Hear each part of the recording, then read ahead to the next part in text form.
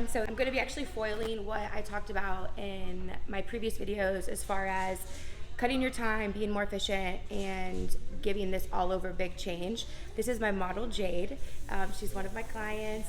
So she has, like, obviously naturally really light hair, very long. So I prepped this side. You can kind of see a visual of like how it looks in there. It took me like 15 minutes to do the whole half. She wants an all over look, to the root, full coverage. At first, I did the 3 horseshoes. So this is gonna be the bottom horseshoe of your first section.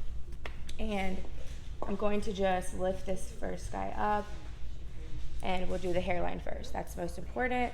Now, if their hairline's fragile, if this is not like your client for the first time and their hair's fucked, well, maybe, you know, don't do this first or drop your developer.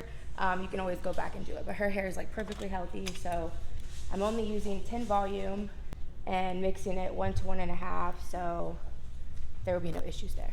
So first, this is her hairline. I'm gonna lift this up, and I'm going to just kind of naturally see like how her hairline is, those peaks where, you know, around her ears when she wears her hair up, that's gonna look really nice. So we'll just come in here. I like to come this way for your first one,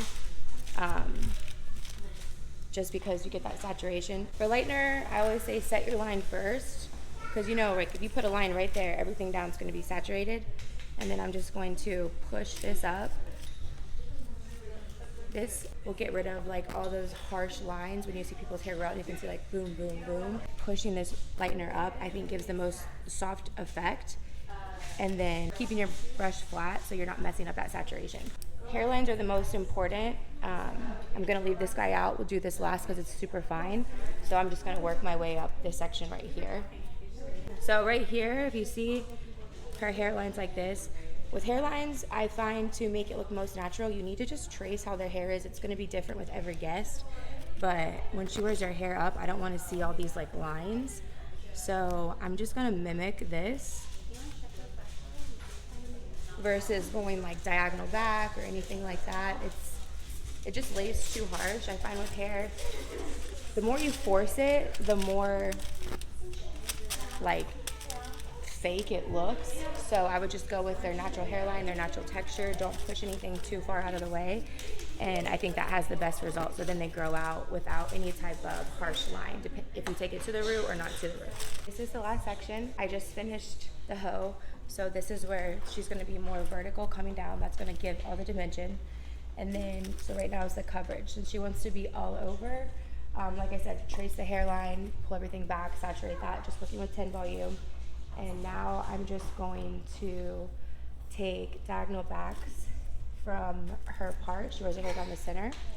And I'm just going to take baby slices like so and foil this all the way to the top. This is going to give her the most coverage with the best grow out. Since I am taking little slices and diagonal sections, they do lay the softest. So it will avoid any type of harsh lines. Anything right here, just wipe that right off. This is where, you know, if you want super, super blonde, you can go really tight. You can leave no hair in between sections. If this was a brunette, I would probably be taking large like weaves and teasing it so it looks like immediate, like a regular weave once it all lays down. This piece right here, it's a little bit shorter, so this is kind of in her fringe area. So I'm just gonna foil that separately just because she does toss her part. So I wanna keep her the blondest right in the front.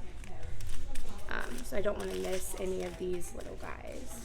Keep in mind too, nothing's in her face. So as soon as I'm done foiling, I'll use the foils to put her hair there and keep it out. So like, it's so annoying when you have these little guys in your face. People can't stand it, you can't see. They're paying money. They want to be able to like see what's happening or drink or eat or whatever. So right here is the last. So I'm gonna just actually work with her head shape here. And you see this little guy, I would have missed that if I would have just went diagonal back that way. So now I'm just gonna go there and foil that.